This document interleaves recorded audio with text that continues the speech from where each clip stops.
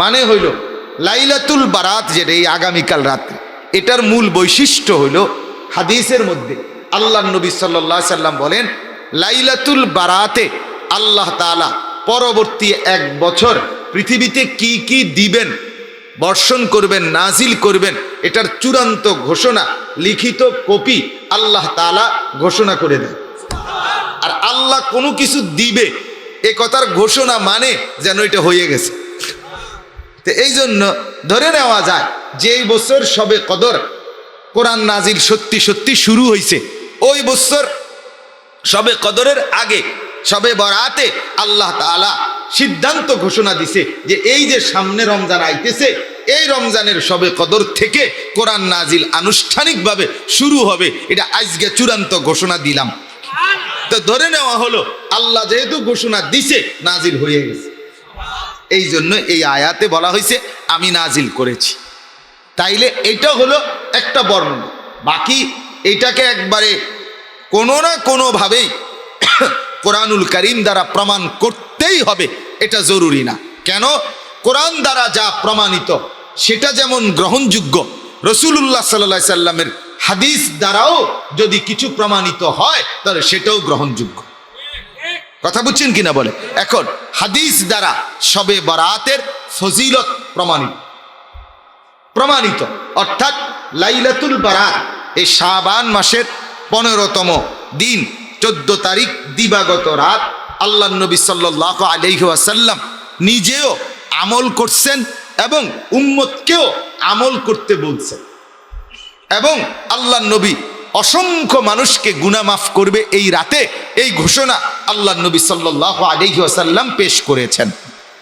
অতএব এই হাদিসগুলোর বর্ণনা, হাদিসগুলো তিরমিজি শরীফে এই সম্পর্কে হাদিস আছে, ইবনে মাজাহ শরীফের মধ্যে হাদিস আছে, সহিহ ইবনে হিব্বান এই কিতাবের মধ্যে সহিহ হাদিসও আছে। হযরত আবু মুসা আশআরী রাদিয়াল্লাহু তাআলা আনহু থেকে বর্ণিত, আল্লাহ নবী সাল্লাল্লাহু আলাইহি ওয়াসাল্লাম বলেন, যখন শাবানের অর্ধরাত্রি হয় তো ওই দিন রাত্রে আল্লাহ তাআলা প্রথম আসমানে নেমে আসে এবং ফায়াগফিরু লিজামিই খালকি, আল্লাহ তার সব বান্দা যারা তওবা করে মাফ চায় আল্লাহ তাদেরকে মাফ করে দেয়, ইল্লা লিমুশরিক আও মুশাহিন। হ্যাঁ, নবীজি ওই হাদিসে বলছে যারা মুশরিক তাদেরকে আল্লাহ মাফ করে না, যারা হিংসা বিদ্বেষকারী আল্লাহ তাদেরকে মাফ করেন, হিংসুককে মাফ করেন, হিংসুককে মাফ করেন। হিংসা এত জঘন্য, হিংসা শবে বরাতের রাতেও হিংসুক মাফ পায়। তারা বিল্ডিং তো শুরু করে লাইলো ইতারে, আরে আরে আরে কিরে সাদের কাম তো করেন হিংসুক। তুই বেড়া তুই যদি এই ফালতু কথা চিন্তার সময় না কাটাইতি তাহলে তুই নিজের বাড়িতে কমপক্ষে বাঁশ গাড়তে পারবি না। হেতে সাদ দিয়ালার হায় হায় আরে টেয়া রে করতে রে আইয়ে তারা টেয়া, তারা দিন দোতলার কাম ধরছে। কেন এগুলো বলতেছো তুমি? সে দোতলার কাম ধরুক নাহলে 6 তলার কাম ধরুক, তোর সমস্যা কি বেটা? তোমার অসুবিধাটা কি? তুমি নিজের ফিকির করো। যেন হিংসুক আল্লাহ নবী বলেন শবে বারাত ওই রাতেও সে মাফ পায় না। নাউজুবিল্লাহ, নাউজুবিল্লাহ। আল্লাহ তাআলা আমাদেরকে বুঝার তৌফিক দান করেন। আমার বাপ রাসূলুল্লাহ সাল্লাল্লাহু আলাইহি ওয়াসাল্লাম হযরত আলী থেকে বর্ণিত, নবীজি বলছেন যখন শবে বারাত ওই রাত আসবে তোমরা রাত্রি জেগে কুমু লাইলাহা, রাত্রি জেগে তোমরা বন্দিগি করিও, অসুমু নাহারাহা, এবং দিনের বেলায় রোজা রাখো। তাহলে এই হিসাবে আমাদের জন্য করণীয় হলো রাত্রি জেগে ইবাদত করা, দিনের বেলা নফল রোজা রাখা। এখন আপনাদের কাছে আমি লম্বা করতে চাচ্ছি না সময় না থাকাতে, মূল একটা কথা বুঝাই, এতটুকু বুঝেন আপনারা। অনুরোধ আমার, একজন হইলে একজনই মাইনেন, সেটা হলো শবে বরাত মূলত নবীজি বলছেন ইবাদতের রাত, গুনাহ মাফের রাত। তোমাদের জন্য রাত্রি জেগে ইবাদত করো, এটা বলছে নবীজি। অতএব শবে বরাত কোনো উৎসব না, শবে বরাত কোনো অনুষ্ঠান না, শবে বরাত খালেস নফল ইবাদতের রাত। আপনি নফল ইবাদত করবেন, অর্থাৎ আপনি জিকির করবেন, আপনি নফল নামাজ পড়বেন, কোরআন তেলাওয়াত করবেন, তওবা করবেন, দোয়া করবেন, কান্নাকাটি করবেন, একাকী গোপনে গিয়ে কবর জিয়ারত করবেন, নিজে সারা রাত যদ্দূর শরীরে কুলা আপনার নফল নামাজ পড়তে থাকবেন। আল্লাহকে ডাকতে থাকবেন। শুধুই আপনি আর আপনার আল্লাহ, এই দুইজনের মধ্যে সম্পর্ক গড়া, এর নাম হচ্ছে শবে বরাত। কিন্তু দুর্ভাগ্য আর আফসোসের ব্যাপার হলো আমরা সেখান থেকে সরে গিয়ে শবে বরাতকে অনুষ্ঠান বানাই নিয়েছি। শবে বরাত কি? এখন অনুষ্ঠান। শবে বরাত হলো উৎসব। শবে বরাত পালন করে কেমনে পালন করে? এশার নামাজের পরে হুজুরে 1.5 থেকে 2 ঘন্টা ওয়াজ করবে, এরপরে লম্বা মুনাজাত দিবে, এরপরে প্রত্যেকের হয় 1 ফোঁটলা জিলাফি অথবা 1 প্যাকেট বিরিয়ানি অথবা 1 শানকি ওই যে মাটির এগুলো করে খিচুড়ি খাইবে। এই 3 নেয়ামতের যে কোনো একটা নেয়ামত, হয় জিলাফি, নয় বিরিয়ানি, নয়তো খিচুড়ি। এই 3টি নিয়ামতের যে কোনো একটি নিয়ামত খাবাইয়া এবার শবে বরাত পালন হয়েছে, এবার গিয়া ঘুম দেন যায় বাইত গিয়ে, এবার বাইত গিয়ে আবার শুয়ে লাইছে, হেবড়ি জি গাইছে করতে আইলে শবে বরাত পালন করে আইছে। শবে বরাত কি করে আসছে? এবার পালন করে আসছে। তা আপনারা যে হুজুরে 1.5 ঘন্টা লাগাইয়া বুঝাইলো যে এই রাত ইবাদতের রাত, আপনি যে খিচুড়ি খাইয়া শুয়ে লাইলেন, আর এইভাবে আপনার কয়শো বছর বুঝাইলে এরপর থেকে আপনি ইবাদত শুরু করবেন, সেটা কনসে কথা বুঝেন নাই আমার। এই জন্য আমি আমার মসজিদে বলছি জুম্মার দিন যে আপনারা আমার থেকে এটা বুঝলেন কি না, এটা কোন যে শবে বরাত বুঝছেন নি? কহ বুঝছি। আমি বলে কি করতে হবে সেটা বুঝছেন নি? কহ বুঝছি। আমি তাহলে ঠিক এই কথাটা তো বললাম যে নফল নামাজ পড়বেন, জিকির করবেন, দোয়া করবেন, কান্নাকাটি করবেন, একাকী কেউকে না ডেকে গোপনে কবর জিয়ারত করবেন। তাইলে এই কথাটা আপনি বুঝছেন না? বাংলা এটা কথা বলেন না, বুঝছেন কি না বলেন? এইটা আবার প্রত্যেক বছর শবে বরাত যেই রাত, সেই রাইতে আপনাদের 2 ঘন্টা ওয়াজ করে বুঝান লাগবে কেন? কথা বলেন না কেন? প্রত্যেক বছর এইভাবে আপনার 50 বছর বুঝি আমি কেলে কথাটাই বুঝাইতাম, তাহলে আপনার তো আমি বুঝাইতেই আছি প্রতি বছর। তো আপনি আমল করবেন কোন বছরতে? আমারে বলেন না, কথাটা বুঝছেন কিনা বলেন না? আপনি আমল শুরু করবেন কোন বছর? তাইলে বুঝা গেল আপনি তো কথাটা বুঝছেনই। অতএব আপনার করণীয় আগামীকাল সন্ধ্যাবেলা যখনই সূর্য ডুববে আপনি আল্লাহর ইবাদতের জন্য প্রস্তুতি নেবেন। এবার আপনার শরীরে কুলায় যে দূর বন্দিগি করবেন তদ্দূর, ঠিক কিনা বলেন না কেন? আপনি শুরুর রাত্রে করলে ভালো হয় না, মাঝখানের রাত্রে করলে ভালো হয় না, শেষ রাত্রে করলে ভালো হয়, পয়লা 12 রাকাত পড়লে ভালো হয় না 18 রাকাত পড়লে ভালো হয়? আপনি শরীরে যে দূর করলে। আমার জিজ্ঞাসা করে অনেক সময় শবে বরাতে হুজুর নামাজ কয় রাকাত? আমি সবসময় বলি শরীরে কুলায় যত রাকাত, শরীরে কুলায় যত রাকাত। আপনার স্বাস্থ্যে সবার শরীর স্বাস্থ্য একরকম না, ঠিক কিনা বলেন? আপনি একজন বয়স্ক মানুষ, মুরব্বী চাচা, ওনার বয়স 70, ওনারও দিয়ে দিলেন 12 রাকাতের কোর্স, আর এবারটা জোয়ান জান মানুষ, এবারও দিয়ে দিলেন 12 রাকাতের কোর্স। এ তো 1200 রাকাত পড়া দরকার, ঠিক কিনা বলেন না? মানে অর্থাৎ নফলের মধ্যে সংখ্যার বরাদ্দ নির্ধারিত করা ঠিক না, ঠিক না। অতএব আমরা প্রত্যেকে ইনশাআল্লাহ আগামীকাল শবে বরাত এই রাত্রে ইবাদত করব। কি করবেন বলেন? নাকি পালন করবেন, নাকি উৎসব করবেন, নাকি অনুষ্ঠান করবেন? আপনি যদি কেউ না শোনেন অসুবিধা নেই। আপনি এটা ভাববেন না যে আপনারা আমি গাছ জোরে, আপনি মনে করেন আমার কথা প্রত্যাখ্যানই করবেন, তো কি অসুবিধা কি? আমি তো বলবো মাওলার কাছে, মাওলা আমি বলছি।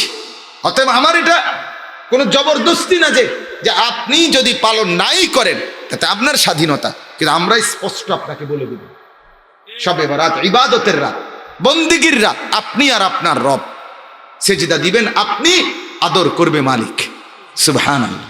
সাথে সাথে তার পরপরই একজন ইমানদারের সবচেয়ে খুশি এবং আনন্দের মাস মাহে রমজান, সেটাও একদম আমাদের কাছাকাছি। খুশি এবং আনন্দের মাস বললাম এই জন্য যে একজন ইমানদারকে আল্লাহ তাআলা বানিয়েছেন ইবাদতের জন্য। সেই ইবাদতের সবচেয়ে উত্তম সুযোগ, সওয়াব, প্রতিদান রমজান মাসে। কাজে ইমানদার মাত্রই খুশি এবং আনন্দিত হবে রমজানকে পেয়ে, যদি কারো দিলের মধ্যে ঈমান থাকে, আখিরাত থাকে, পরকালের অনুভূতি থাকে। আখিরাতকে যে চেনে তার কাছে রমজান দাম, কবরকে যে বোঝে তার কাছে রমজান অনেক দাম। হাসরের ময়দানে আল্লাহর সামনে দাঁড়াবে, এই ভয় যার দিলে আছে তার কাছে রমজান অনেক দাম। মিজানের পাল্লায় আমল নামা, নিজের আমল ওজন হবে, এই বুঝ যার আছে তার কাছে রমজান অনেক দাম। ফুলসেরাত পার হইতে হবে, এই ভয় পেরেশানি যার মধ্যে আছে তার কাছে রমজান অনেক দাম। জান্নাতে যেতে হবে, এই আকাঙ্ক্ষা যার দিলে আছে তার জন্য রমজান খুবই দাম। জাহান্নাম থেকে বাঁচতে হবে, এই ভয় যার দিলে আছে তার জন্য রমজান অনেক দাম। আল্লাহ তাআলার সন্তুষ্টি হাসিল করতে হবে, এই ফিকির যার আছে তার জন্য রমজান বহুতই দাম। আর গাফেল যে, তার জন্য এটা কিছুই না। সে রাতে খাইতো, দিনে খাইতো, তো এখন সকালের নাস্তা দুপুরের খানা জাস্ট শুধু এই 2 বেলা খানা নিষেধ, আর সব কিছু তার জন্য স্বাভাবিক। এই হলো গাফেলের রমজান। গুনাহ, নাফরমানি, হারাম উপার্জন, গান, বাদ্য, নাটক, সিনেমা, টেলিভিশন, হ্যাঁ, বেপরদিগি, বেহায়াপনা, সব কিছু আগের মতোই, শুধু সকালে আর দুপুরের খানাটা খায় না। এই হলো গাফেলের রমজান, নাফরমান পাপীর রমজান। তার কাছে এটা কোনো বিশেষত্ব নাই, কিন্তু আলহামদুলিল্লাহ ইমানদারদের কাছে রমজানের অনেক কদর, অনেক কদর। আল্লাহ নবী সাল্লাল্লাহু আলাইহি ওয়াসাল্লাম, ভাই বুট খাবা না, বন্ধ করো, এটা পকেট ব্লক, নাও নাও, কথা শোনো যেটা বলছি, সরাও।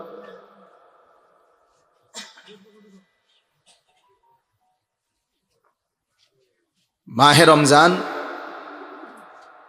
ইমানদারের কাছে অনেক অনেক প্রিয়।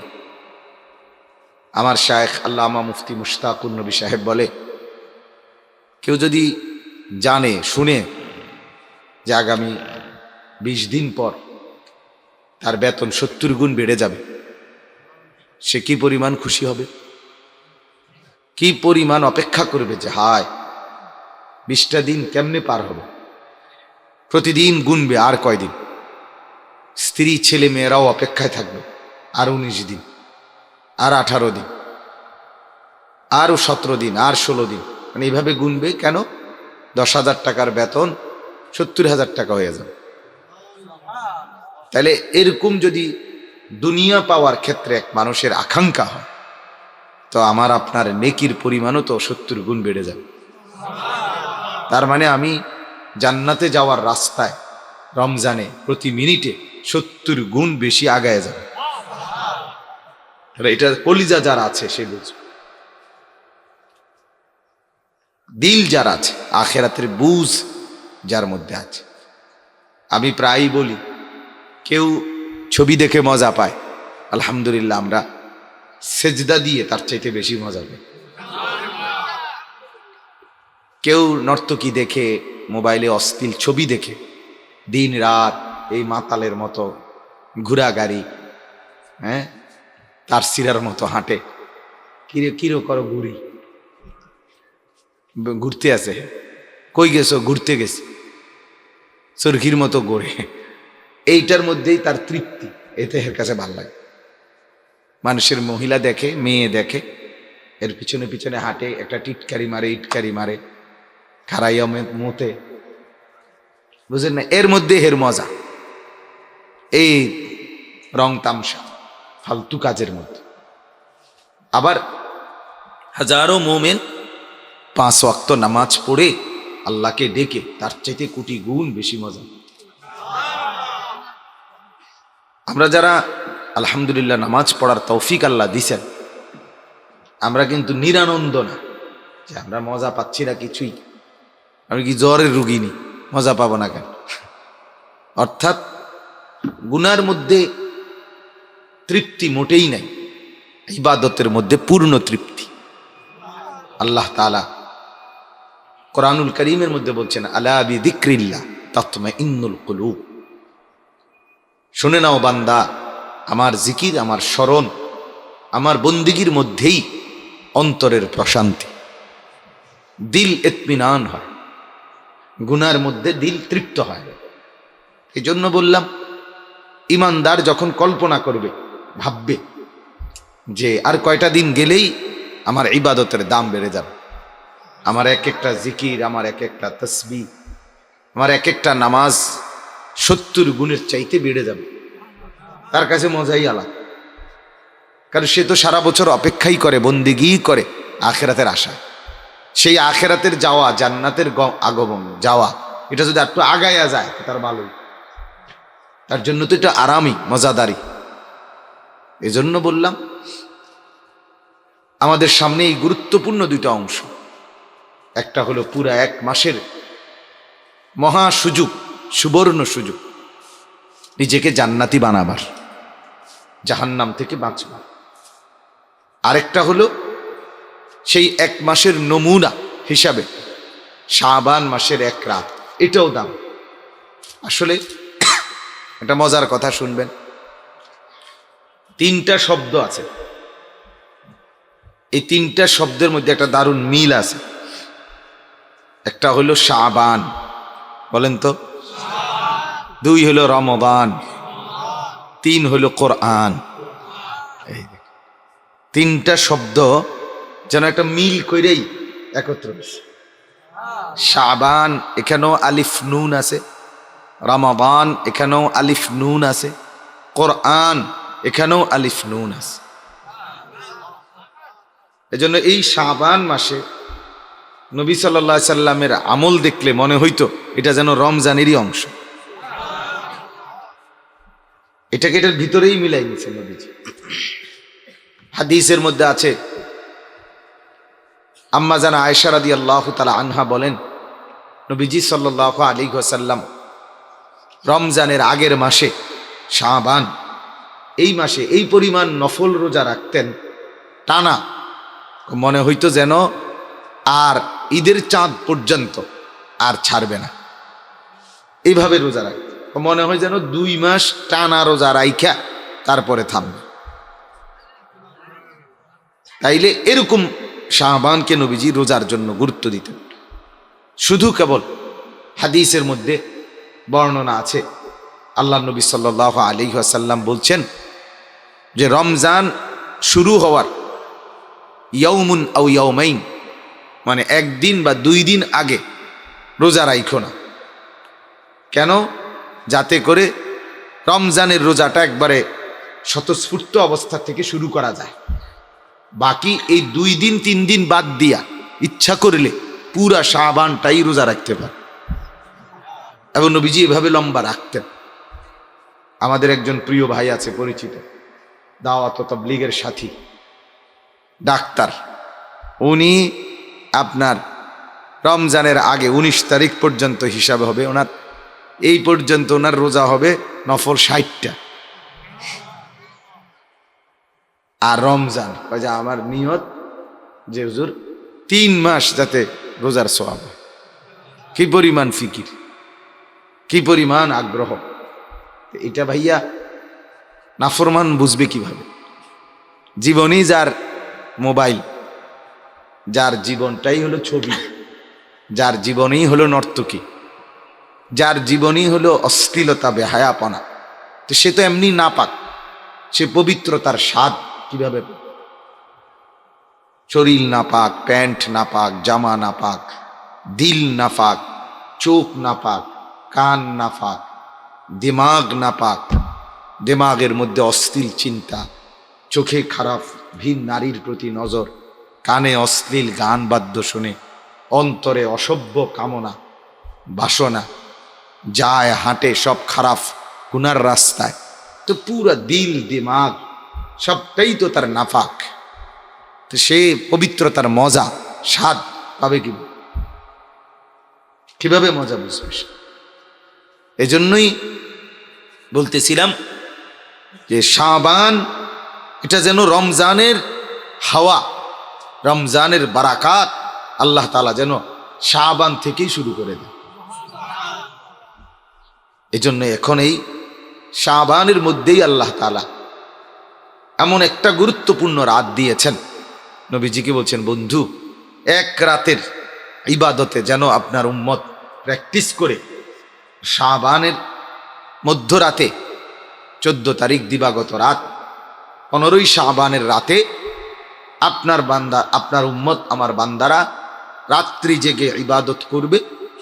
তো এই ইবাদতের বরকতে অল্প কয়দিন পরে পূর্ণ 1 মাসের পুরা যোগ্যতা, প্রস্তুতি, ট্রেনিং আমি আল্লাহ তার মধ্যে দিয়ে দেব। সেটাই হলো শবে বারাত, লাইলাতুল বারাত।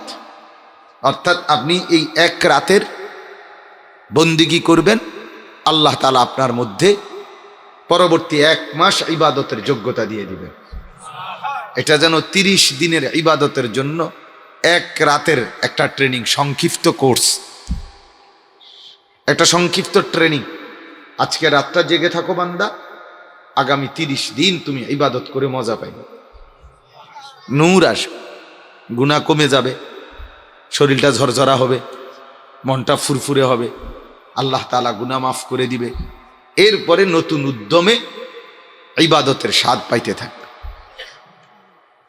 এজন্য আমাদের জন্য অত্যন্ত গুরুত্বপূর্ণ এটা লাইলাতুল বারাত।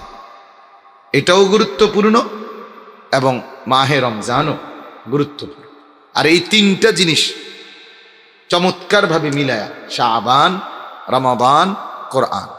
অর্থাৎ শাবান মাসে বান্দা যেন অস্থির হয়ে যাবে, কখন আসবে রমজান, কখন আসবে রমজান। আর রমজান আসবে মানেই তার দিলে হাওয়া শুরু হবে, কোরআনুল কারীম কত পড়তে পারে,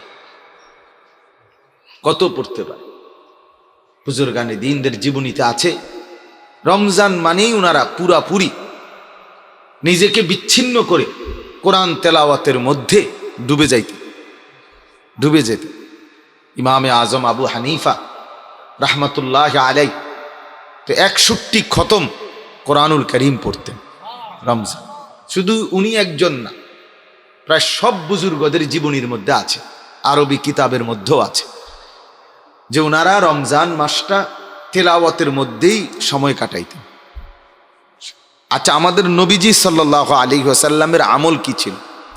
বুখারী শরীফের হাদিস, হযরত আব্দুল্লাহ ইবনে আব্বাস রাদিয়াল্লাহু তাআলা আনহুমা থেকে বর্ণিত।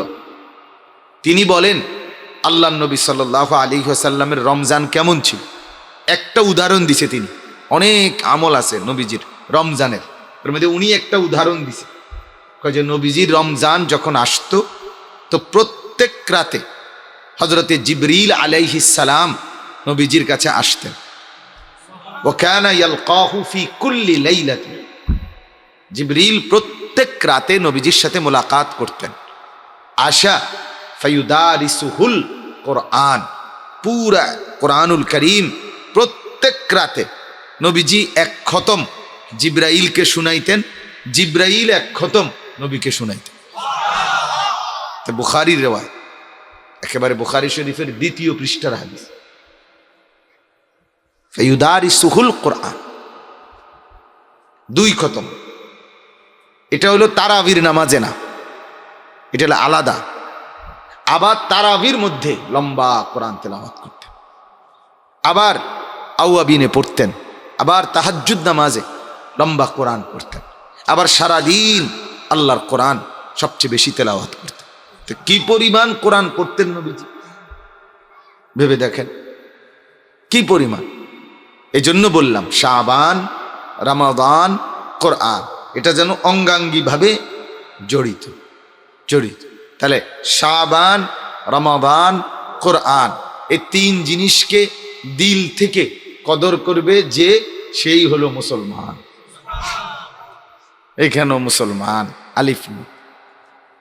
শাবান, রমাদান, কোরআন কদর করবে, কদর করবে কে? কদর করবে মুসলমান।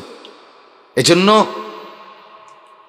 এখানে আমাদের প্রত্যেকের, যার দিলে, আমি সবসময় একটা কথা বলি যে একজনই ভাবে, কোনো অসুবিধা নেই, শুনবে অনেকেই, আমরাও জানি, কিন্তু আল্লাহ তাআলা সবাইকে দিন মানার তৌফিক, মজা, স্বাদ দেয় না। সবাই আল্লাহকে পেয়ে মজা পায় না, পেয়ে অনেকেই চলছে আল্লাহকে পাওয়ার মজাই আলাদা, ইবাদতের স্বাদই আলাদা, স্বাদই আলাদা। বড় পীর আব্দুল কাদের জিলানী রহমতুল্লাহ আলাইকে বাগদাদের বাদশাহ একটা বিশাল এলাকা হাদিয়া স্বরূপ দিতে চাইছিলেন, যে হুজুর আপনাকে আমি পুরা এই এলাকাটা আপনারে দিয়ে দিলাম, এখান থেকে যত খাজনা, যত ট্যাক্স, যত কর আসবে, ইনকাম আসবে, ফসল আদি আপনার। তিনি বলছিলেন যে বাদশাহ, আল্লাহর কসম, রাত্রি গভীরে তাহাজ্জুদের নামাজ পড়ার জন্য উঠে আমি যেই সেজদা করি, ওই সেজদার সময় আমার কপাল যেই টুকু মাটির মধ্যে লাগে, আমার কাছে তোমার এই গোটা দুনিয়ার বাদশাহির চাইতে ওই সেজদার ওই মাটিটুকুর দাম অনেক বেশি, মজা অনেক বেশি। আমি রাত্রি নিশীতে যে মজা পাই সেজদা দিয়ে, তুমি গোটা পৃথিবী বাদশাহী করেও সেই মজা পাইবা না।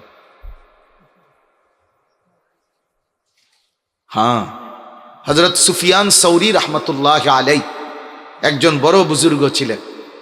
উনি বলতেন, যদি রাত্রিবেলা তাহাজ্জুদ করে আমরা আল্লাহ তাআলার ইবাদত করে একাকী যেই মজা আর স্বাদ পাই, দুনিয়ার সম্পদশালীরা যদি সেই মজার অনুভব করত, তাইলে তারা তাদের সমস্ত সম্পদ ব্যয় করে হলেও আমাদের থেকে সেই স্বাদ আর মজা কিনবার চেষ্টা করত।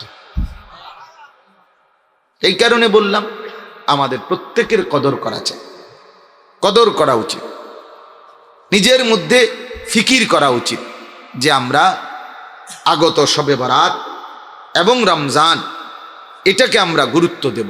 বলেন ইনশাআল্লাহ। 3 জিনিস চেষ্টা করেন এই শাবানের বাকি দিনগুলোকে কদর করেন, রমজানকে পুরাপুরি কদর করেন, আল্লাহর কোরআনকে কদর করেন, তাহলেই আপনি মুসলমান। আপনার জীবন সুন্দর হবে, দুনিয়াও সুন্দর হবে, আখিরাতও মজাদার হবে। এখন আসেন, আমি অল্প সময় তাড়াতাড়ি বলতে চাই। 1 নম্বর কথা হলো যে শবে বারাত। শবে এই শব্দের অর্থ সব, ফার্সি শব্দ, অর্থ হইল রাত। বারাত এটা আরবি শব্দ, অর্থ হইল কর্তন করা, কেটে দেওয়া। তো মূলত এই রাত্রে বান্দার অগণিত গুনাহ কর্তন করে আল্লাহ তাআলা বান্দাকে পূর্ণ মাফ করে দেয়। এই জন্য এটাকে শবে বারাত বলে, লাইলাতুল বারাত বলে। এটাকে লাইলাতুর রাহমা, রহমতের রাতও বলে, যেহেতু আল্লাহ তাআলা অফুরন্ত রহমত এই রাতে বর্ষণ করে। এটাকে আপনার লাইলাতুল বারাকা, বরকতের রাতও বলে, যেহেতু এই রাতে আল্লাহ তাআলা অফুরন্ত বরকত তার বান্দাদের জন্য দান করেন।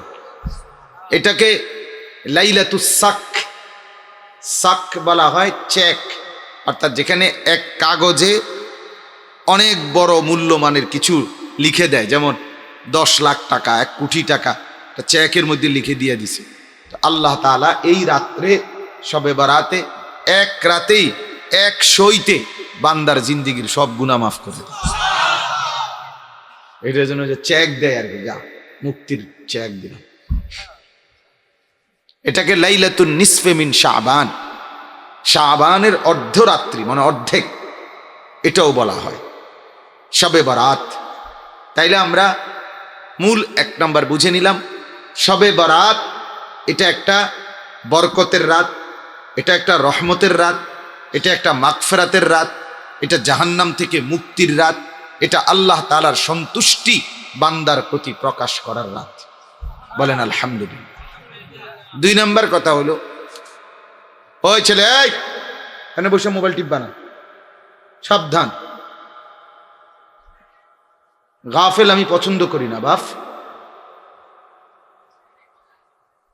গাফেল আমার জানের দুশ্মন। আমি একজনকে বলতেও কোনো আপত্তি নাই, কিন্তু গাফেল আমি দেখতে পারি না। জিন্দেগি ভর শুধু তামাশা আর তামাশা। হ্যাঁ, এক মোবাইলই জীবন। হাসলেও এটাতে ছবি ওঠে, কাঁদলেও এটাতে ছবি উঠায়, হাঁটলেও পাগল ছাগল যেটা যেখানে পায়, গরু ছাগল কুকুর বিড়াল কীট পতঙ্গ পেশাব পায়খানা জিডা পায়, এটা শুধু ছবি উঠে, ছবি উঠে। সম্পূর্ণ এক মাতাল জাতি এই মোবাইল, ফেসবুক, এই ইউটিউব, এই ছবির রাজ্যে উঠায় দিছে। যে এরা মাতালের মতো, সোজা মাতাল, সোজা মাতাল। কত লক্ষ ছবি উঠায়, কেন উঠায়, কারে দেখাইব, কে দেখবো, কোন ফাগলে কাটটা দেয়, তুই কারে দেখাইবে, তোর হেতেরটার ভিতরে তো অভাব নাই বেটা, ঠিক কি না আপনি বলেন? কে কাটটা দেহে, হুদা কামে আকাম। এতটা কষ্ট করে এক জিন্দিগি অবস্থা, এ আমরাও নিজেরা ভুক্তভোগী। যেখানে যাই এ শুধু ছবি উঠাবে, শুধু ছবি উঠাবে, শুধু ছবি উঠাবে।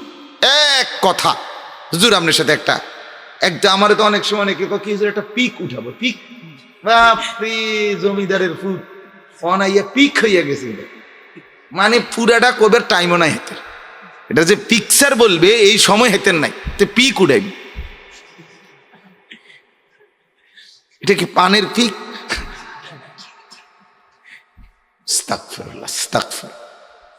ছেলেরা বুঝো ভাইয়া, তুমি একটা কাজ করতে এতটুকু বিবেক তো থাকা চাই যে আমি কি করতেছি কাম। আমার কথা হলো একটা যুক্তি তো মানুষের ন্যূনতম, যেটা কমন সেন্স বলে, সাধারণ একটা সেন্স তো থাকা চাই যে আমি যেটা দেখলাম এটাই ছবি উঠালাম, এতে আমার ফায়দা কি, আমার এটা দেখবে কে, আমি এটা দেখাবো কাকে, এটা কে জমা নিবে, এটা কি কোনো জমা নেই? কেউ বলে যে ভাই আপনি এই পর্যন্ত কি কি ছবি উঠাইছেন আপনি এটা একটু দেখান, শুধু হাত নেড়ে নেড়ে সারা পৃথিবীর এই ছবি দেখার মধ্যে মজাটা কি? আস্তাগফিরুল্লাহ, আস্তাগফিরুল্লাহ। দিমাগ আমাদের একেবারে খালি করে ফেলছে দুশ্মন, বিবেক খালি করে ফেলছে একেবারে।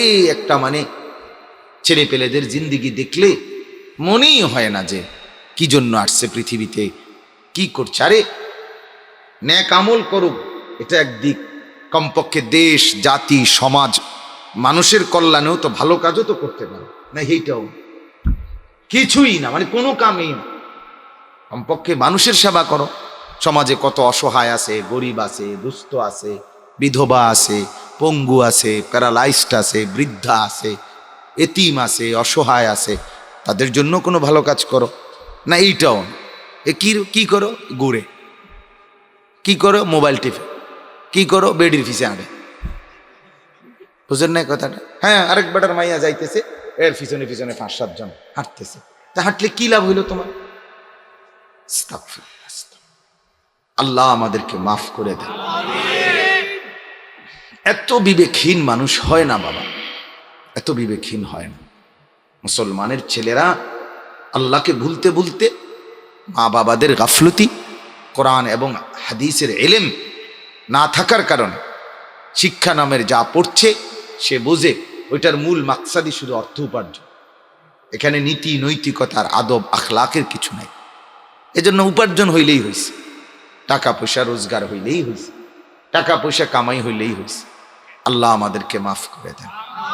ঠিক আছে ভাই, রাগ করো না। বলার উদ্দেশ্য তো এই যে কেউ বলে না, তুমি ভাইবা দেখো এই ছেলেরা যারা বসছো মাশাআল্লাহ মহব্বতেই বসছো আমি জানি, কিন্তু তুমি ইনসাফের সাথে দাঁড়াইয়া বলো প্রয়োজনে সত্যিকার অর্থে যে আজকের সবচেয়ে দুর্ভাগ্য তোমাদের জন্য, মনে রাখো যে তোমাদেরকে মাথার উপরে কেউ শাসন করে বা কমপক্ষে একটু বুঝায় এমন কেউ নেই। আমার আলহামদুলিল্লাহ আমরা এমন একটা জিন্দিগি পাই নাই, আল্লাহ শুকর। কিচ্ছু বুঝায় না, কিচ্ছু বুঝায় না, কেউ বুঝায় না। চা দোকানে, একটা চা দোকানে গিয়ে দেখেন কোনো মুরব্বি বিড়ি খানা ছাড়া কোনো দরকারি কোনো কথা বলেনি। দেখেন কোন ঘরে গিয়ে দেখেন, যে ঘরে টেলিভিশন চালায় তার বাপে এই টেলিভিশন কিনে আনছে নাকি এই ফোলাটা কিনে আনছিল, তাহলে এই গাফেল বাপ সেই তো তার ছেলে মেয়ে স্ত্রীকে গুনার মধ্যে লাগাই দিছে। এই বাচ্চা 6 বছর থেকে টেলিভিশন দেখা শিখছে তার বাপের খামখেয়ালির কারণে না, তার মার খামখেয়ালির কারণে না। তাইলে কে বুঝায়? কে বুঝায়টাকে? বুঝাবার জন্য শুধু এই কথা বলা যথেষ্ট যে হ্যাঁ ভালো ইয়া চল। 6 বছর বয়সে আল্লাহ নবী সাল্লাল্লাহু আলাইহি সাল্লাম 7 বছর বয়সেই নামাজ পড়তে বলছে পিতা মাতাকে, তুমি তোমার সন্তানকে নামাজের আদেশ করো। 10 বছর বয়সে নামাজ না পড়লে শাসন করো, নবীজি বলছেন, স্পষ্ট হাদিস। শাসন করো। এক মা বাপ অভিভাবক তার মূল জিম্মাদারি ভুলে গেছে। সোজা হিসাব, পড়লে ফরো, না পড়লে না ফরো, বিদেশ যাও, টাকার দরকার, টাকা ফাটাও, খালাস। টাকা হইলেই সারছে আমার, বাইক বিল্ডিং করবো, জমি কিনবো, খানা দানা খাইয়া ভালোভাবে চলতেছে, খাইয়া দাইয়া ভালো আছে। না, মুসলমান তো খাইয়া দাইয়া ভালো থাকে না, মুসলমান আল্লাহর বন্দিগি করলে ভালো থাকে। আমাদের জিন্দিগি কি এই যে আমি খাইয়া পড়ে ভালো আছি? খাইয়া পড়ে ভালো কি? আবার ভালো থাকলেও নামাজ পড়তে হবে। আমি যদি অসুস্থ থাকি তাইলে কি নামাজ ছেড়ে দিতে হবে? সুখে থাকি দুঃখে থাকি আল্লাহকে না ভুলি। কথা তো হলো এই জন্য বললাম যে মূল ফিকির এটা। আমরা এটা নিজেরাও বলি।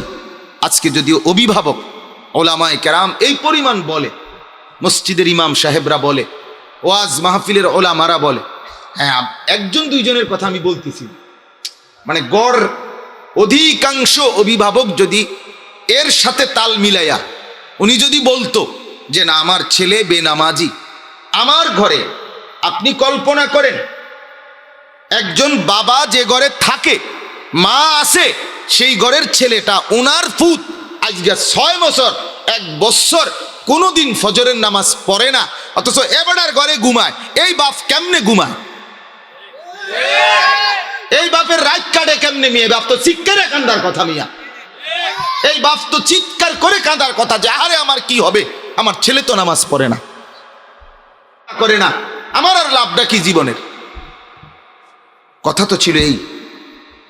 আমার বড় ভাই একবার 1.5 মাস পড়া বন্ধ রাখছিল, আব্বা একটা শাসন করছিল। আমার মা বলছে, ফুত আমি 1.5 মাস লাগাতার সেজদায় পইরা রাত্রে কাঁদছি আল্লাহর কাছে। বিনিময়ে আলহামদুলিল্লাহ ভাই বাংলাদেশের শ্রেষ্ঠ আলেমে দ্বীনদের একজন হইছে। এমনি এমনি হয়ে যাবে সন্তান? এই জামা কিনা দিলে আর ফ্যান কিনা দিলে, বাজার করে দিলে আর এই ফাঙ্গাস তেলাফিয়া খাইলে এবারে দিনদার হয়ে যাব? সহজ বিষয়টা। অভিভাবকের জিম্মাদারি, এটা গুরুত্বপূর্ণ। কোনোভাবে এটা খামখেয়ালির দৃষ্টিতে দেখার সুযোগ নাই। নবীজি সাল্লাল্লাহু আলাইহি ওয়াসাল্লাম বলছেন প্রত্যেক বাচ্চা ইসলাম মানার যোগ্যতা নিয়ে পৃথিবীতে ভূমিষ্ঠ হয়।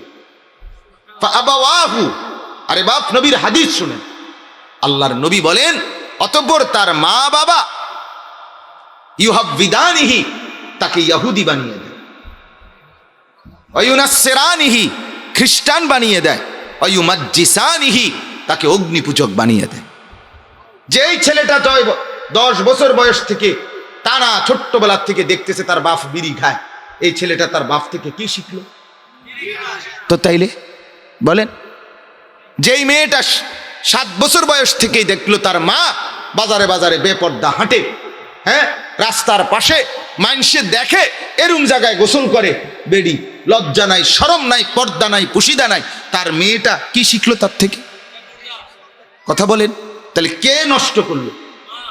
বাবা মার গাফলতি। তারা বুঝছে, আজকের মুসলমানের মা বাবা বোঝে কি?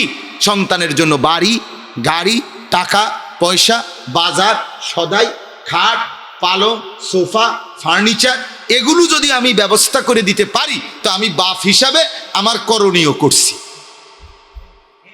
ডাইরেক্ট বলেও যে হুজুর এই বাড়ি আমি করে দিছি, নিজে থাইক্কার মেস্তুরির সামনে আমি একটা ইট গাইতে আমি চাইয়া আছিলাম, হুজুর বিশ্বাস করেন না, আমি নিজে ফানি দিছি মেস্তুরি যাইবার পরে।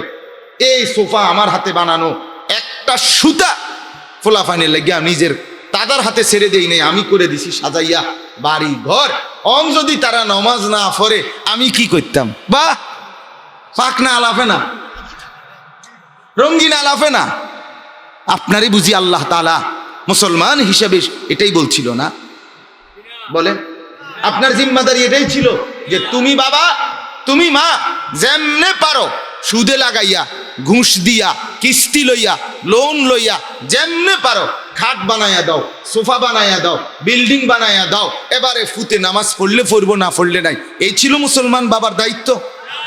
তো কোরআনুল কারীম আল্লাহ তাআলা বলেন ওয়া'মুর আহলাকা বিস-সালাহ, নবীকে বলছেন ও বন্ধু আপনি আপনার পরিবারের সদস্যদেরকে নামাজের আদেশ করুন। তাহলে পিতার দায়িত্ব, স্বামীর দায়িত্ব 1 নাম্বার পরিবারের সদস্যদের নামাজের ফিকির করা। এটা হুজুরের দায়িত্ব না। ইমাম সাহেবের কাছে দিছি মুক্তবে, হুজুর ফলান্ডি কি ফরান, নামাজ পড়ে না, আপনি কি ঘাস কাটেন? কথা বলেন না কেন? আপনি কি ঘাসটা কাটেন? তার মা কি ঘাস কাটে? সবটা হুজুরের কাঁধে তুলে দিলেন। জিম্মাদারি হুজুরের বেশি না পিতামাতার বেশি? দায়িত্ব পিতামাতার বেশি। আমি তো আমার দেখছি মিয়া, ছোট নুরানির বাচ্চা, জিজ্ঞাসা করছি করি আমরা মাদ্রাসায় যে কিরে বাবা দেরি করো কা সকালবেলা আইতে, হ্যাঁ সকাল সকাল আসতে পারো না?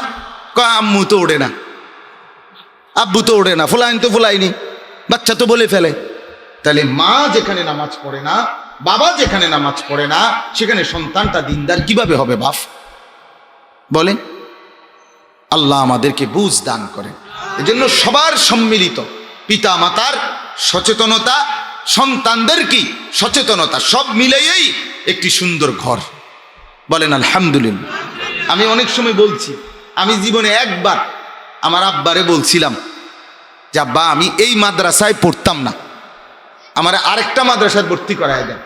এই কথাটা আমি আমার পড়ালেখার জীবনে একবারই বলছিলাম। আব্বা আমারে বলছে বাপ পরবর্তী বেলার ভাত আমার ঘরে মুখে দিও না, পরের বেলার ভাত আমার ঘরে খাইও না, বাইরেও পড়লে এখানেই পড়বা, আর নাই তো তোমার ভাত তুমি খিয়া যেখানে মনে ওখানে খাও। পরের দিন ভোরবেলা কানতে কানতে ঠিকই ওই মাদ্রাসায় চলে গেছি। বুঝছি বাপ বড় শক্ত বাপ, বাপ ছাড়বে না। ঠিকই বাবার সেই কঠোর শাসন, আল্লাহর দয়ায় আজকে মালিকের 2টা কথা আপনাদের সামনে বলার তৌফিক দিছে। আলহামদুলিল্লাহ। বাবার কঠোর শাসন ছিল, কঠোর শাসন ছিল।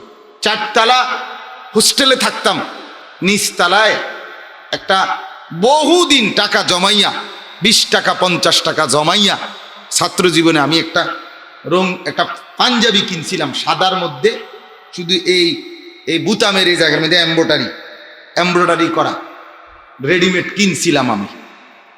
4 তলার থেকে নিচে নামছি প্রথম আসরের পরে গাউদিয়া।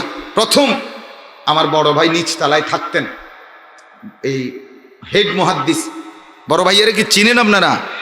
আলহাজ হজরত মৌলানা মাহবুবুর রহমান আশরাফি, এই যে চান্দিনা আলামিন কামেল মাদ্রাসার যিনি হেড মুহাদ্দিস, উনি আমার আপন বড় ভাই, আমার ওস্তাদও উনি আমার কোলে করে মানুষ করছে। তো ভাইয়া আমার নিচতলায় উনি আমার দেখছে জানালা দিয়া, আমি বাইরেতেছি, সাথে সাথে ডাক দিস আনিস এদিকে। আইলাম ভাইয়ার সামনে, একটা টান দিয়া পাঞ্জাবিটা ছিঁড়া টুকরা টুকরা করে ফেলছে। এমব্রয়ডারি লাগাইলা কেন? তার মানে বাপ এই জীবনে কোনোদিন স্বাভাবিক পাঞ্জাবি ছাড়া অন্যটা বানায় দেয় নাই। আমি দিলাম না, হঠাৎ করে আবার ডিজাইন লই লেখা, এটা হারাম না, কিন্তু আমার বাবা আমার পরিবারের একটা ঐতিহ্যের সাথে এটা কি না মানানসই না। আমি এটা বুঝাইতে চাচ্ছি, কঠোর শাসন আজকে টোটাল সমাজ থেকে উঠে গেছে, টোটাল উঠে গেছে।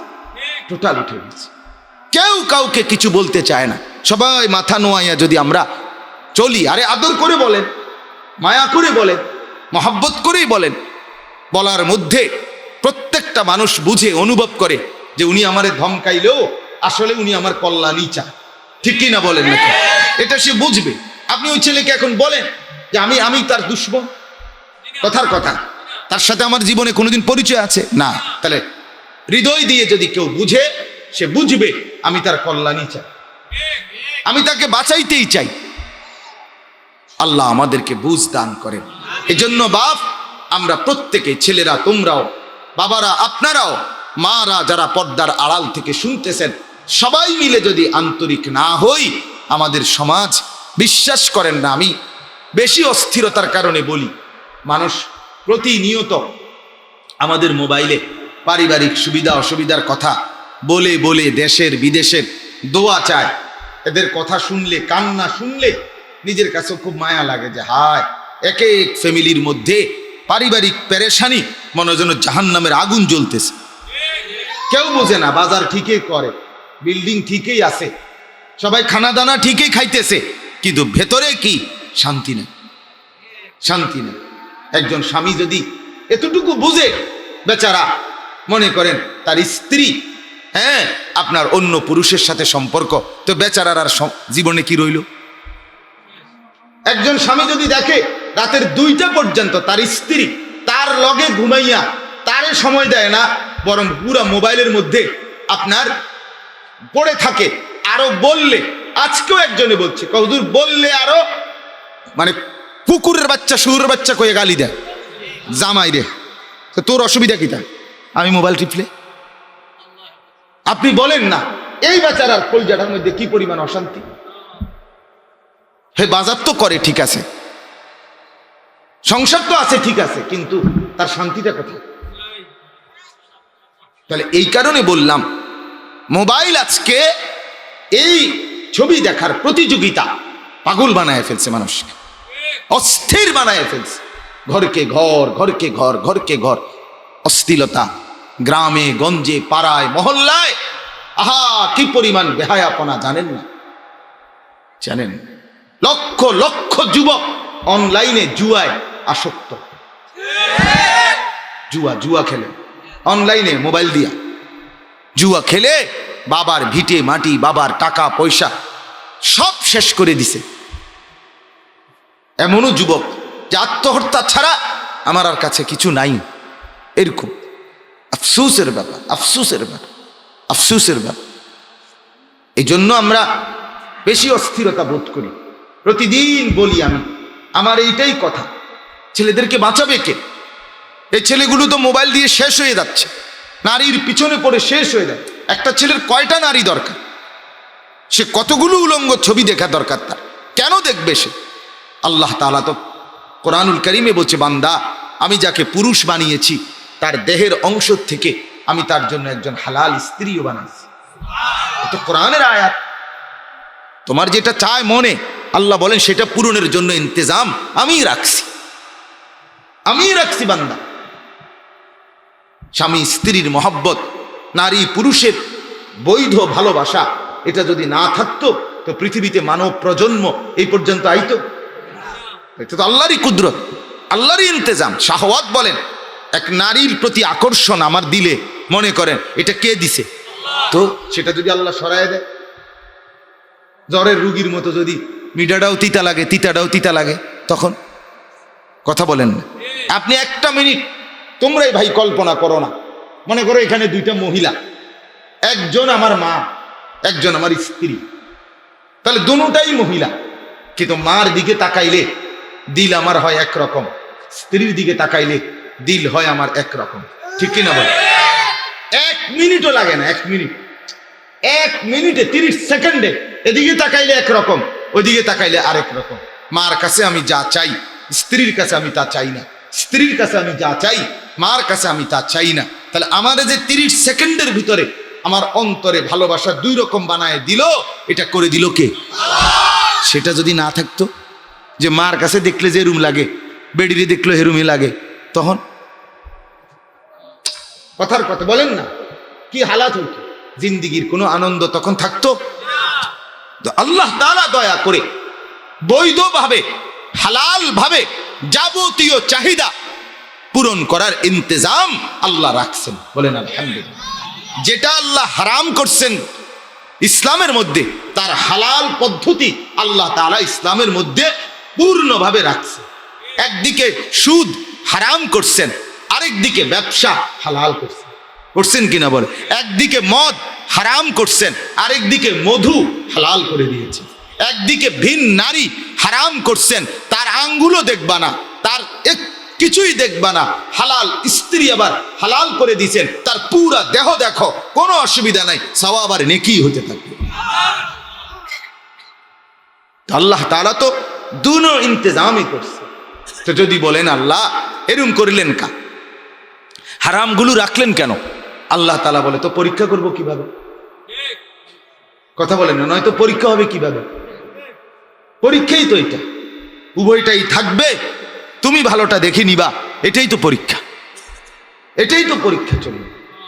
মসজিদও থাকবে, বাজারও থাকবে, আজানও হবে, টেলিভিশনও চলবে, তুমি সিদ্ধান্ত নিবা কোনটা ভালো। এজন্যই তো তোমাকে দিমাগ দিছে, এজন্যই তোমাকে আশরাফুল মাখলুকাত বানাইছে, এজন্যই তো তোমাকে গরু ছাগল বানাই নাই।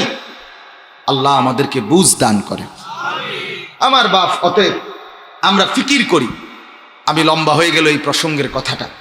তো মূল বক্তব্য ছিল শবে বারাত, এই লাইলাতুল বারাত, যে রাত আগামীকাল সন্ধ্যার পরের থেকে শুরু হবে পুরাটা রাত। এই রাত এর ব্যাপারে কোরআন এবং সুন্নাহর মধ্যে কি বর্ণনা আছে? এক নম্বর কথা হলো কোরআনুল কারীমের 25 নম্বর পারা 44 নম্বর সূরা, সূরায়ে দুখান একটা সূরা আছে। এই সূরার প্রথমে একটা আয়াত আছে, ইন্না আনজালনাহু ফি লাইলাতিন মুবারাকাতিন। আল্লাহ তাআলা বলেন, নিশ্চয়ই আমি কোরআন নাজিল করেছি বরকতময় রাতে। কি রাতে? এই বরকতময় রাত বলতে কি উদ্দেশ্য, এই নিয়ে মুফাসসিরদের মধ্যে দুইটা অংশ। এর মধ্যে সংখ্যাগরিষ্ঠ মুফাসসির যারা, অধিকাংশ মুফাসসির কেরাম, ওলামায়ে কেরাম, উনাদের মত হইল বরকতের রাত বলতে ওই রমজানের শেষ দশকের যে শবে কদর, সেটাই উদ্দেশ্য। ঠিক আছে কথা? তাহলে এটা হলো অধিকাংশ। বাকি মুফাসসিরদের মধ্যে একজন প্রসিদ্ধ মুফাসসির আছেন, হযরত ইকরামা রাহমাতুল্লাহ আলাইহি। উনি হলেন নবীজির একজন বিখ্যাত সাহাবী আব্দুল্লাহ ইবনে আব্বাস রাদিয়াল্লাহু তাআলা আনহুমার ছাত্র, শাগরিদ, মানে তাবিঈ। উনি যারা সাহাবীদেরকে দেখছেন। এই ইকরামা রাহমাতুল্লাহ আলাইহির মত হইল এই বরকতময় রাত বলতে এখানে শবে বরাতকে বোঝানো হয়েছে। তাহলে এটা যদি ধরে নেওয়া হয়, তাহলে অর্থ হইল আল্লাহ বলেন, নিশ্চয়ই আমি কোরআন নাজিল করেছি বরকতময় রাতে, মানে লাইলাতুল বারাতে। কিন্তু প্রশ্ন থাইকা যায় শুধু একটা, যে অধিকাংশ বর্ণনা, অধিকাংশ মুফাসসির, অধিকাংশ হাদিস এবং কোরআনের স্পষ্ট আয়াত, ইন্না আনজালনাহু ফি লাইলাতিল কদরি, ওটা আছে আয়াত। তাইলে এর দ্বারা বোঝা যায় মূলত কোরআন নাজিল হয়েছে শবে কদরে। মূলত নাজিল হয়েছে কখন? শবে। এই জন্য মুফাসসিররা, ওলামায়ে কেরাম বলে উভয় বক্তব্যই সঠিক। মানে কি? মানে হইল লাইলাতুল বারাত, যেটা এই আগামীকাল রাতে, এটার মূল বৈশিষ্ট্য হইল হাদিসের মধ্যে আল্লাহ নবী সাল্লাল্লাহু আলাইহি সাল্লাম বলেন, লাইলাতুল বারাতে আল্লাহ তাআলা পরবর্তী 1 বছর পৃথিবীতে কি কি দিবেন, বর্ষণ করবেন, নাজিল করবেন, এটার চূড়ান্ত ঘোষণা, লিখিত কপি আল্লাহ তাআলা ঘোষণা করে দেন। আর আল্লাহ কোনো কিছু দিবে এ কথার ঘোষণা মানে যেন এটা হয়ে গেছে। তো এই জন্য ধরে নেওয়া যায় যে এই বছর শবে কদর কোরআন নাজিল সত্যি সত্যি শুরু হয়েছে, ওই বছর শবে কদরের আগে শবে বরাতে আল্লাহ তাআলা সিদ্ধান্ত ঘোষণা দিছে যে এই যে সামনে রমজান আইতেছে, এই রমজানের শবে কদর থেকে কোরআন নাজিল আনুষ্ঠানিকভাবে শুরু হবে। এটা আজকে চূড়ান্ত ঘোষণা দিলাম। তো ধরে নেওয়া হলো আল্লাহ যেহেতু ঘোষণা দিছে, নাজিল হয়ে গেছে। এই জন্য এই আয়াতে বলা হয়েছে আমি নাজিল করেছি। তাইলে এটা হলো একটা বর্ণনা।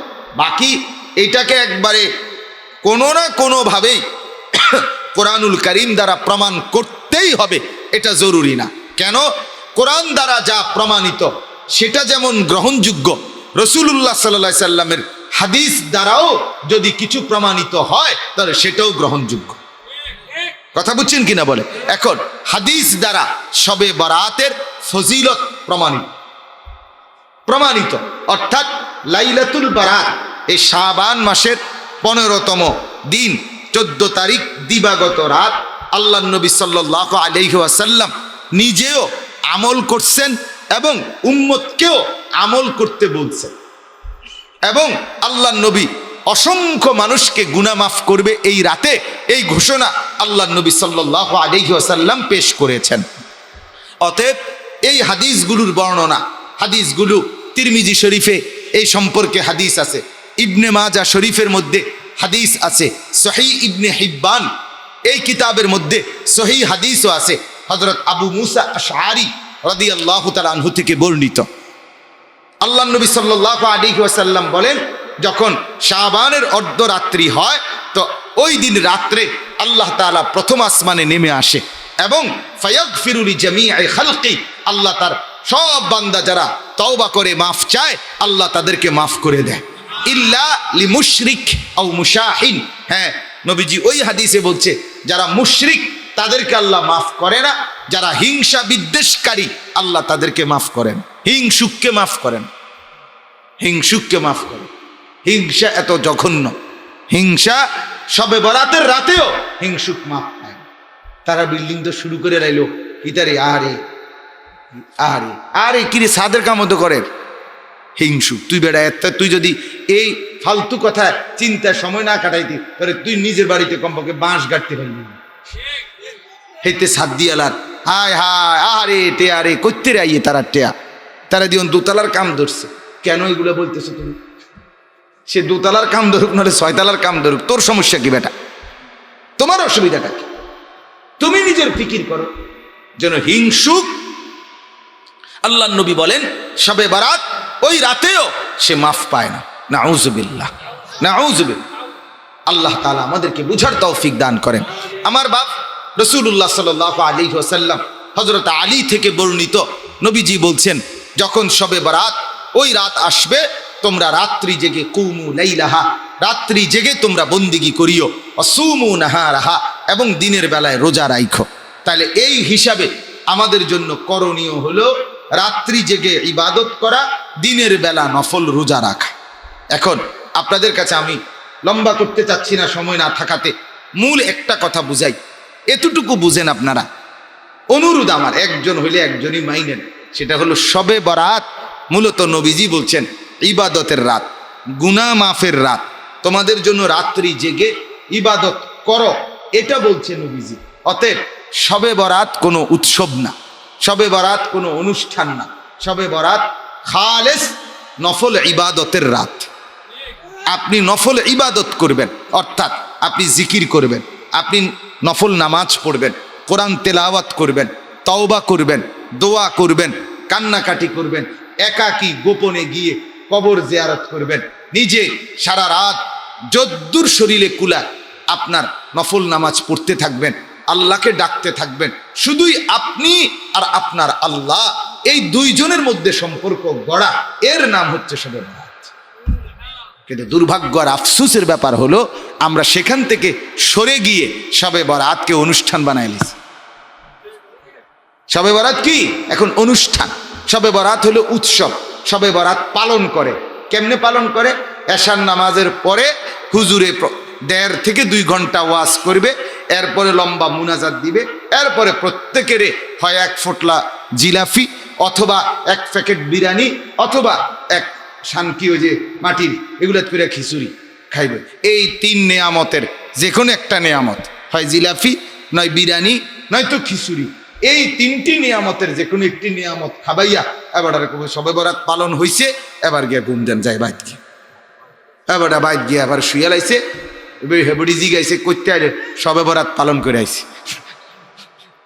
শবে বরাত কি করে আসছে? এবার পালন করে আসছে। তা আপনারা যে হুজুরে 1.5 ঘন্টা লাগাইয়া বুঝাইলো যে এই রাত ইবাদতের রাত, আপনি যে খিচুড়ি খাইয়া শুয়ে লাইলেন, আর এইভাবে আপনার 100 বছর বুঝাইলে এরপরের থেকে আপনি ইবাদত শুরু করবেন, সেটা কনসে কথা বুঝেন নাই আমার। এই জন্য আমি আমার মসজিদে বলছি জুম্মার দিন যে আপনারা আমার থেকে এটা বুঝলেন কি না, এটা কোন যে শবে বরাত বুঝছেন? কহ হুজুর বুঝছি। আমি বলে কি করতে হবে সেটা বুঝছেন? কহ বুঝছি। আমি তাহলে ঠিক এই কথাটা তো বললাম যে নফল নামাজ পড়বেন, জিকির করবেন, দোয়া করবেন, কান্নাকাটি করবেন, একাকী কেউকে না ডেকে গোপনে কবর জিয়ারত করবেন। তাইলে এই কথাটা আপনি বুঝছেন না? বাংলা এটা কথা বলেন না, বুঝছেন কি না বলেন? এইটা আবার প্রত্যেক বছর শবে বরাত যে রাত, সেই রাইতে আপনাদের 2 ঘন্টা ওয়াজ করে বুঝান লাগবে কেন? কথা বলেন না কেন? প্রত্যেক বছর এইভাবে আপনাদের 50 বছর বুঝি আমি কেলে কথাইটাই বুঝাইতাম, তাহলে আপনাদের তো আমি বুঝাইতেই আছি প্রতি বছর। তো আপনি আমল করবেন কোন বছরতে? আমারে বলেন না, কথাটা বুঝছেন কিনা বলেন না? আপনি আমল শুরু করবেন কোন বছর? তাইলে বুঝা গেল আপনি তো কথাটা বুঝছেনই। অতএব আপনার করণীয় আগামীকাল সন্ধ্যাবেলা যখনই সূর্য ডুববে আপনি আল্লাহর ইবাদতের জন্য প্রস্তুতি নেবেন। এবার আপনার শরীরে কুলায় যে দূর বন্দিগি করবেন তদ্দূর, ঠিক কিনা বলেন না কেন?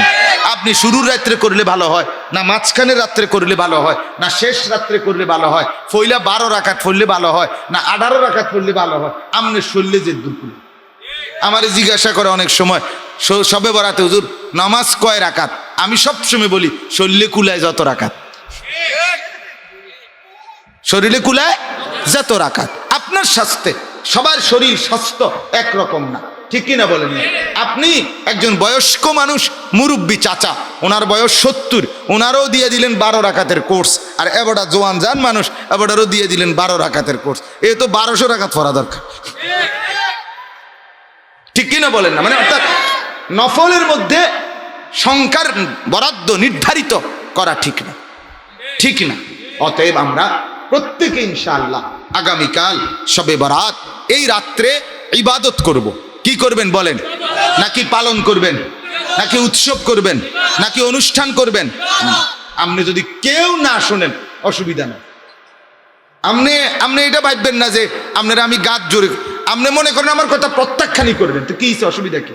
আমি তো বলবো মাওলার কাছে, মাওলা আমি বলছি।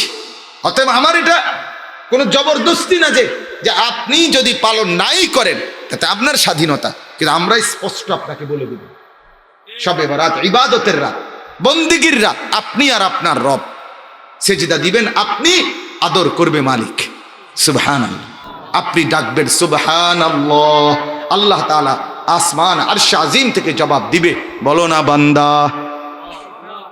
আবার বলবে আল্লাহ রব্বুল আলামিন বলে লাব্বাইক ইয়া আবদি। বান্দা যতবার আল্লাহকে ডাকে ততবার আল্লাহ বান্দাকে ডাক দেয়, বল বান্দা কি চাই। কিছুক্ষণ পরে আল্লাহ বান্দাকে বলে, বান্দা বুঝেছি, কিছু তুই চাইবি না, তুই শুধু আমাকে ডাকতে ডাকতে মজা পাচ্ছ।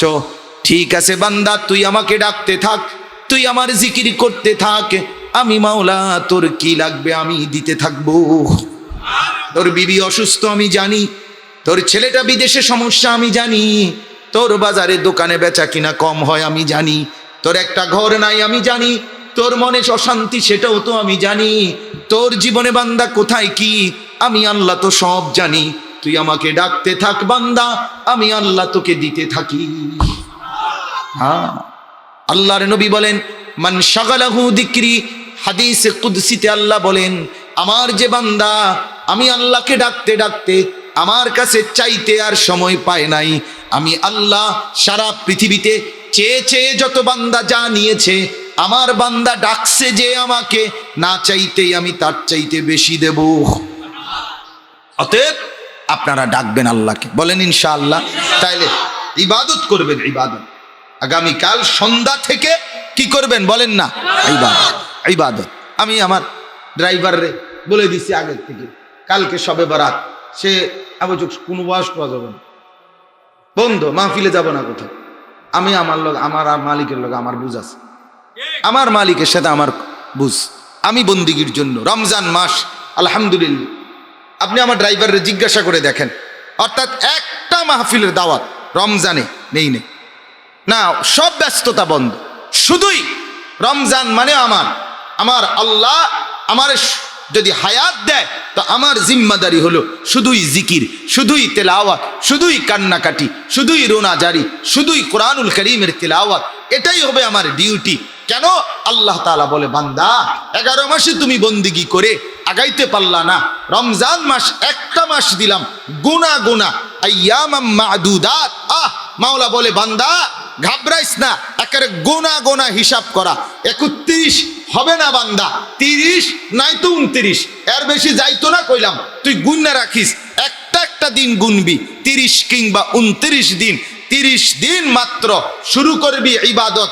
চাঁদ উঠলে 30 দিন হিসাব করে গুনাহ ছেড়ে দিবি বান্দা, আর 30 দিন আমার বন্দেগী করবি। 30 দিন পরে আরেকটা চাঁদ উঠবো, তোকে জান্নাতের দিকে রওনা করায় দেব। হ্যাঁ, 1 মাসে তুই মুত্তাকি হবি, 1 মাসেই জান্নাতি হবি। বলেন আলহামদুলিল্লাহ, বলেন আলহামদুলিল্লাহ। অতএব রমজান কলিজা দিয়ে বুঝার মতো মাস, ইবাদতের মাস। অতএব আপনারা আমরা প্রত্যেকে ফিকির করেন, আমার বাপ আখিরাতের নাজাত ছাড়া বান্দার কোনো উপায় নাই, জাহান্নামের আযাব সইতে পারবেন না বাপ। কোরআনে আছে জাহান্নামে ফেলবার পরে আল্লাহর কাছে ভীষণ আযাবে আগুনে আল্লাহর কাছে 3টা জিনিস চাইবে। জাহান্নামী বলবে, আল্লাহ এত কষ্ট না দিয়ে আমারে মৃত্যু দিয়ে দেন। আল্লাহর কসম, কোরআনে আল্লাহ বলেন, আল্লাহ বলবে, না রে বান্দা, লা ইউকদা আলাইহিম ফায়ামুতু, জাহান্নামে কোনো মৃত্যু নাই। নাফরমান জাহান্নামী তখন বলবে, আল্লাহ তাইলে আমারে একটু তাখফিফ, একটু আযাব হালকা করে দেন, আমারে মাসে একটা দিন কদ্দুর বিরতি দেন, 24 ঘন্টার মধ্যে আমারে 10টা মিনিট হইলেও কদ্দুর আলগাত রাখেন, আমি আর পারছি না মাওলা। আল্লাহ তাআলা বলেন, ওয়ালা ইউখাফফাফু মিন আযাবিহা, না রে নাফরমান, 1 সেকেন্ডের জন্য জাহান্নামের আযাব কমানো হবে না। 3 নাম্বার, নাফরমান বলবে, আল্লাহ তাইলে আমারে দুনিয়ায় একটু ফেরত যাইতে দেন, আমি নেক আমল করবো এবার গেলে। আল্লাহ বলেন, যেদ্দুর হায়াত দিলে নেক আমল করা যেত, ওদ্দুর হায়াত দিয়েই তোমারে আনছি, আর ফিরবা না। কাল্লা, না, দুনিয়ায় ফেরত যাওয়া যাবে না, তাইলে মরতেও পারবে না, আযাবও হালকা হবে না, দুনিয়াতেও ফেরত যাইতে পারবে না। তো কি করবে? ক্বাল ইখসাউ ফিহা, আল্লাহ বলেন, ইখসাউ ফিহা, তুমি নাফরমান জাহান্নামের মধ্যেই পড়ে থাকো, ওয়ালা তুকাল্লিমুন, আর কোনো কথা বলবি না, শুধুই আযাব ভোগ করতে থাকো। তাফসীরের মধ্যে আছে, তাফসীরে মাআরিফুল কোরআনে, আহা, জাহান্নামীকে এটা বলে ফেলবে যে তুই আর কোনো কথা কবি না, আর কোনো কথা বলবি না, নাফরমান পড়ে থাক, আযাব ভোগ কর। তাফসীরে মাআরিফুল কোরআনে লিখছে, জাহান্নামী আর মানুষের মতো কোনো শব্দ আর করতে পারবে না, শুধুই ঘেউ ঘেউ করবে, কুকুরের মতো আর গাধার মতো। আমার বাপ, জিন্দেগির উপরে রহম করো। আমার মুরব্বী চাচারাও, আপনারাও জীবনের উপরে রহম করেন, গুনাহ লম্বা করেন না, গুনাহ লম্বা করেন। 60 বছর ধরে টানা বিড়ি খান, এক টানা, কোন দিন বুঝবেন এটা গুনাহ? কত বছর পরে বুঝবেন? 60 বছর হয়ে গেছে, এখনো আপনি বিড়িয়ে খাইতেছেন, আস্তাগফিরুল্লাহ। আহা, আপনার কলজার মধ্যে কোন দিন আসবে এটা গুনাহ? আর কত বছর পরে আপনি বুঝবেন চাচা?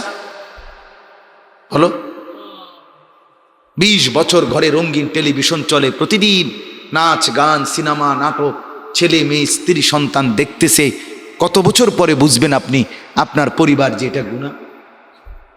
30 বছর ধরে টানা ব্যবসা, একই রকম মিথ্যা, ওজনে কম দেওয়া, এরপর অবৈধ উপার্জন, ধোঁকা, প্রতারণা, সুদ, কিস্তি, লোন, এগুলো দিয়েই ব্যবসা করছেন, কত বছর পরে বুঝবেন এটা গুনাহ?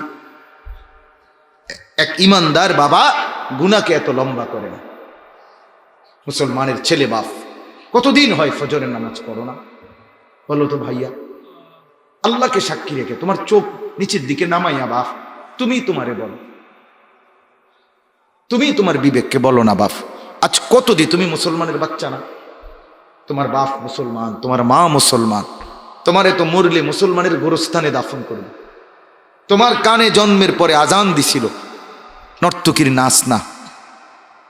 তুমি কতদিন হয় ফজরের নামাজ পড়ো না? কত লক্ষ মুসলমান আছে যে জীবনে বলতেও পারে না যে ফজরের ওয়াক্ত হয় কখন। আছে না এমন ডাকাত? 1 2 তো কোন দিন সে মনে হবে তার? এক মহিলা কতদিন পরে বুঝবে 20 বছর বেপর্দা, কতদিন পরে বুঝবে ওই মা যে এটা গুনাহ? কতদিন? দয়া করে ভাবতে শেখেন।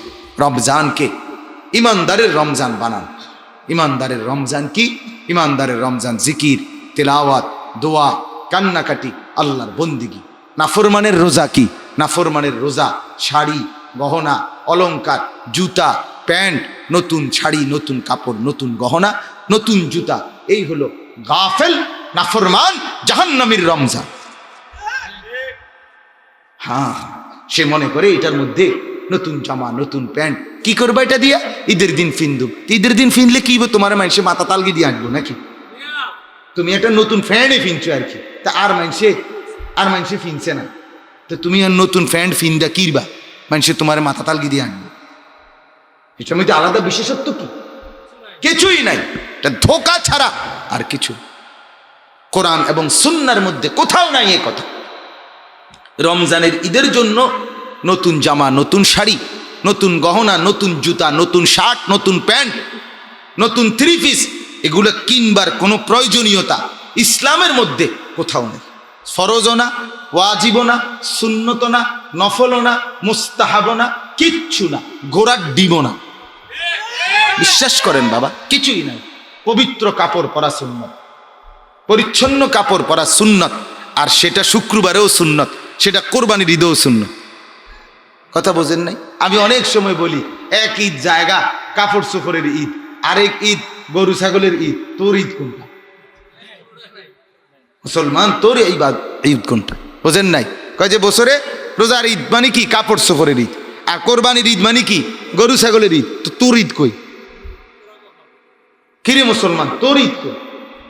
একটা তো গরু ছাগলে নিল, আরটা তো হাফ প্যান্ট আর ফুল প্যান্টে নিয়ে গেল, তো তুই কো? হাবড়া ভাত। ঠিকই কইছেন, হাবড়া ভাত। আল্লাহ আমাদেরকে মাফ করে দেন। অতএব আমাদের কথা আমরা বাবা বললাম, দয়া করে আমরা প্রত্যেকেই শবে বরাত আগামীকাল তো কি করবেন? অনুষ্ঠান করবেন। কি করবেন? ইবাদত করবেন। 2 নাম্বার হলো মাহে রমজানে গুনাহমুক্ত জীবন গড়বার ফিকির করবেন। 5 ওয়াক্ত নামাজের ফিকির করবেন। নিঃসিদ্ধান্ত নেন, একটা রমজান, বছরে মাত্র একটা মাস, আল্লাহর ইবাদতের জন্য জিন্দিগি কাটাবেন। আল্লাহর নবী সাল্লাল্লাহু আলাইহি সাল্লাম 2 মাস দোয়া করতেন রমজানের জন্য বাবা। 2 মাস ইমানদার ফিকির করে, ইমানদার ফিকির। আমার শায়েখ আল্লামা মুফতি মুশতাকুর নবী সাহেব 6 মাস আগের থেকে বলা শুরু করছে, রমজান রমজান, এই ওমরায় যাবে, ওমরা আল্লাহর ঘরে যাবে, সেখান থেকে আসবে, আবার এতেকাফে বসবে, মানে কথাবার্তা শুধু রমজান। আমরা এখন সারা দিন যে যা বলে, ভাই রমজান, রমজানের আগে আর খালি নেই, রমজানের পরে আবার নতুন মাহফিল, রমজানের মধ্যে কোনো মাহফিল নেই, রমজানে ভাইয়া 20 তারিখ উমরার ফ্লাইট, রমজানের 10-11 রমজানে আসবো, রমজানের মাঝামাঝিতে যশোর এক বড় বুজুর্গের খানকায় যাব, রমজানের শেষ দশকে আল্লাহর ঘরে এতেকাফ করব। ঘুরে গেরা ফিকির শুধু রমজান কিভাবে আল্লাহর বন্দিগিতে কাটাবো। এটা হলো মুসলমান ইমানদার আখিরাত প্রত্যাশীর রমজান। আর বাকি নাফরমানের হিসাব হইল নতুন করে রমজানে খরচ বেশি, টাকা বাড়াবে কিভাবে, নতুন করে আরো ধান্দা কিভাবে বাড়াইয়া ওই স্ত্রী সন্তানের কাপড় চোপড়ের জরুরত পূরণ করবে, এই এক ফিকিরে রমজানের মতো শ্রেষ্ঠ নিয়ামত এটাকে নষ্ট করে দেয়। মহিলা বাজারে বাইর হইয়া আল্লাহকে যাওয়ার সময় কি কয় জানেন? আল্লাহরে মহিলা বলে, অসভ্য মহিলা, বেপর্দা মহিলা, আল্লাহকে রমজানে বাজারে বাজারে ঘোরে, আর আল্লাহকে বলে আপনি নি কইছেন রহমত দিবেন, মাগফিরাত দিবেন, নাজাত দিবেন, আমনে রেডি লইয়া আমনে থান, আমি জুতা কিনতে যাইতে আছি, আমনের রহমত আমি কিনবো, আমার মাগফিরাত দিয়ে কি লাভ? আমার দরকার জুতা, আমার দরকার 3 পিস, আমি আপনার নাজাত দিয়ে কিটা করো? আমার জান্নাত কি আর জাহান্নাম কি? আমার দরকার হলো জুতা না। তো তুমি, আমিও বলি, তুমি মা মনে রাখো, ও চিরেই হাসরের ময়দানে ফেরেশতা তোমার এই জুতা দিয়েই ফিরবো। হ্যাঁ দোস্ত, ও চিরেই যে জুতার জন্য আল্লাহর রহমত আর মাগফিরাতকে বিসর্জন দিছ, সেই জুতা দিয়েই ফিরবো তুমি। আল্লাহ আমাদেরকে মাফ করে দেন। অতএব গুনাহমুক্ত রমজান চাই। কি রমজান বলেন না? গুনাহমুক্ত। আল্লাহ তাআলা তৌফিক দান করেন। যারা যেই বদ অভ্যাস, গুনার অভ্যাস সব ছেড়ে দেন, ঘরের টেলিভিশন টোটাল বন্ধ করে দেন, বিড়ি খাওয়া, সিগারেট খাওয়ার অভ্যাস ছেড়ে দেন, 5 ওয়াক্ত নামাজে অভ্যস্ত হন। যুবক ভাই, আবারও বলছি, মোবাইলে ছবি দেখা, নারী দেখা, শুধু কেবল গুনার মধ্যে ডুবে থাকা, এটা ছেড়ে দাও বাপ, আল্লাহ বরকত দিবে। আল্লাহ এই মাহফিলকে কবুল করেন, এই মাদ্রাসাকেও আল্লাহ তাআলা কবুল করেন। একটা অনুরোধ, এখন এশার নামাজ আমরা যারা শুনছি কষ্ট করে, আমরা কিন্তু মুসলমান, ঠিক না বাপ? ছেলেরা তোমরাও মুসলমানের বাচ্চা, অতএব দয়া করে